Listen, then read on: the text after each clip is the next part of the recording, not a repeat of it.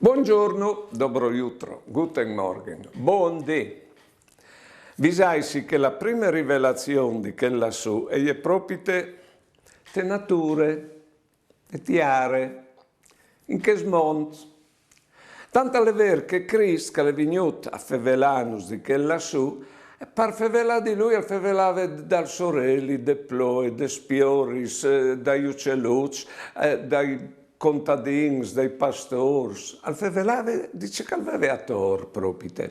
Dopo la inglese, per fevelà di Dio e a chiappato su filosofis, robis, baruffons, po' fra di loro, fino al punto che la lingua di teologie, tanta di la scienza che fevela di Dio, è diventata una lingua che la gente non capisce più.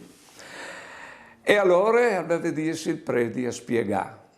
Quando invece Cristo non fevelava ai predis perché fevelassero niente, no. Fevelava in semplice. Allora, tutti questi discorsi per Dio, di chiappare in mano il Vangelo per piacere, che è semplice il Vangelo, alle libri più facili, ecco che vinto al Nuovo Testamento, chiapparlo in mano e leilu, perché non svela anche a noi voi il Vangelo e non si insegna come vivi queste vite in che mondo, perché lui è venuto in che mondo a vivere queste nostre vite. Ale, nostri fradi, Dio nostri fradi. Buone giornate e buone vite.